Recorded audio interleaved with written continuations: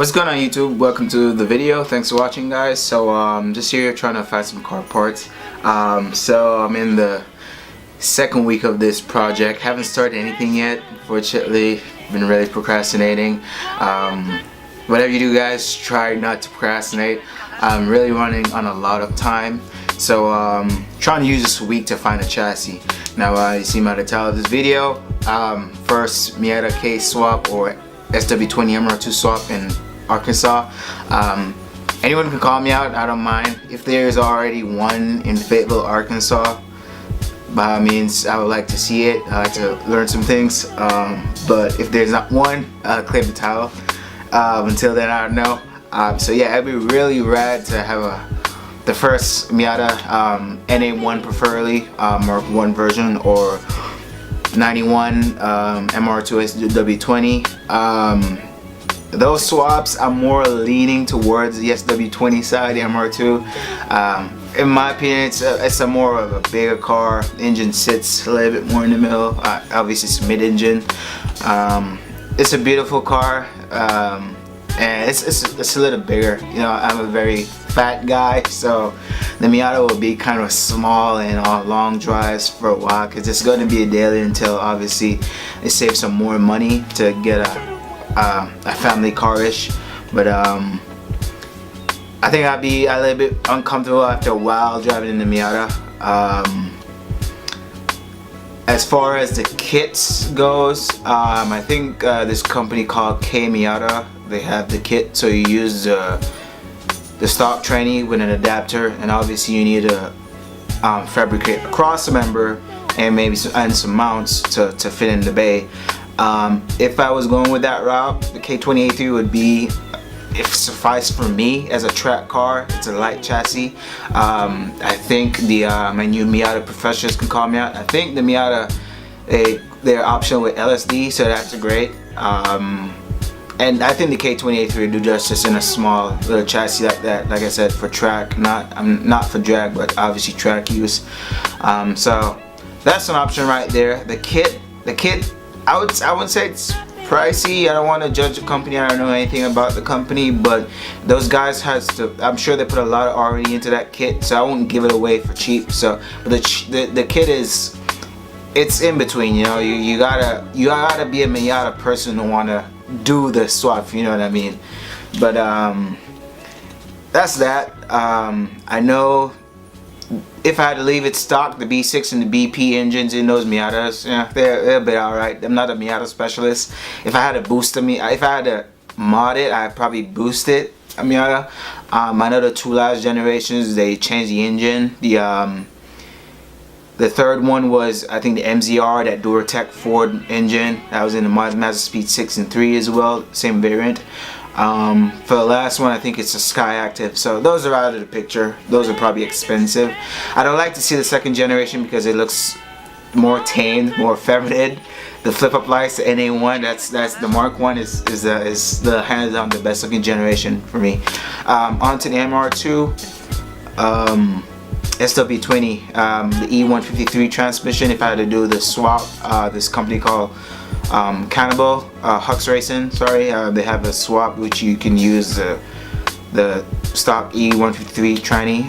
It's robust, so I probably, if I had to go MR2, I'd probably try to boost the K20 I don't know. I know there's a lot of fast KMR2 out there. K24A2, 600 plus horsepower, or maybe you do K28, you know. Just bump the displacement down a bit and just boost the hell out of it, and maybe stick with the E153 transmission. That's an option. That kit's reasonable. It comes with the adapter. I think you stick with the mount on the transmission, and I think you have to have a special mount for the timing chain side on the K20 motor. So it's reasonable. That's reasonable price. And one thing, if I had to go do with the Miata swap, I'd probably try to get the Mazda Speed tranny, which is a 6-speed instead of the 5-speed. So that's that. And there's another option that I'm trying to baffle between. So there's a guy I think somewhere in Missouri, trying to dialogue with him.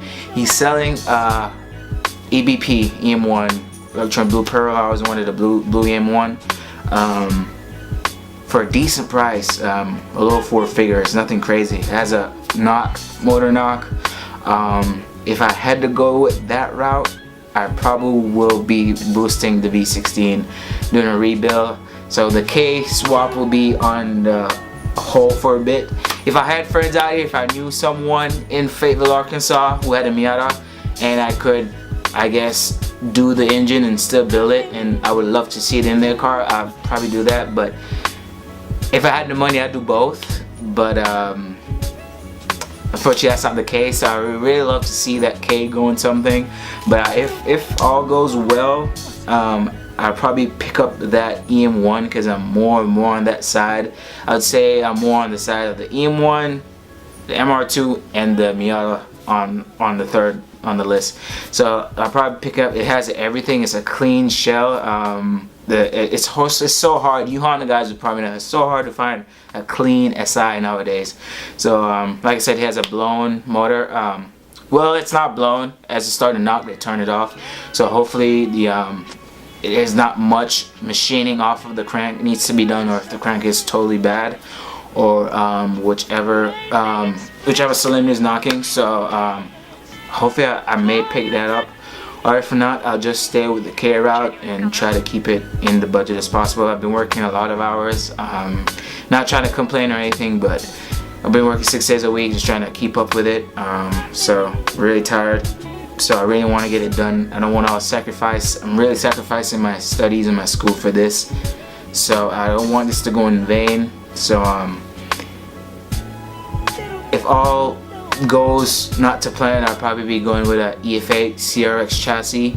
I was trying to find an EJ1. Not a lot of clean ones around here.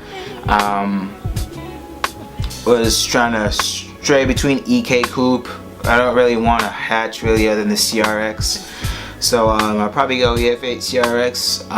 Still trying to look on some for Craigslist. Trying to find a Type R, not a Type R, but at least a VTEC head for this K20A3 if I plan on swapping or doing some little bit of horsepower bumping. If I could find a K20Z1, K20A2, K24A2, K20Z3, or even a K24Z1, I'll take it. And it's not going to be cheap, but anything I can find, or maybe I could find the rocker assembly and swap it over into the K20A3 head, which is a lot of work as well, but hey, that's how it is.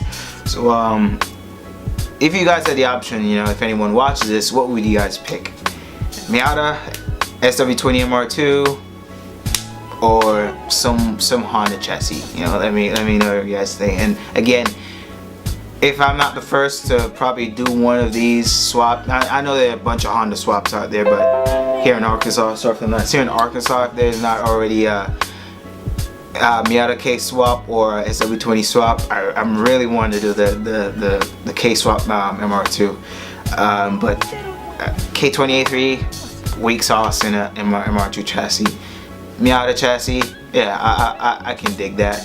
But yeah guys, so that's what I'm at with this week. I really need to start tearing down this engine. I haven't really done it yet, just really been slacking, really been trying to keep up with schoolwork. I'm really on a time stamp because my wife, she graduates the University of Arkansas in December, and we won't be staying in this location, hopefully not. We want to move, so really want to, I don't want to lug another engine to where we move and have it into a man cave. I'm already having it here into a man cave, and I want to try to respect my wife's space. So yeah, if I really get that EM1, I'd be stoked. If not, it's probably going to be a CRX chassis, and I probably won't make enough money by time to do a Miata swap. If so, I'll bump some more hours, try to kill some more hours in, try to pick up a Miata shell for a decent price and do that if the MR2 is really expensive. But like I said, it's a lot of brainstorming going on. So leave your feedback, guys. Let me know what you think. Have a great week.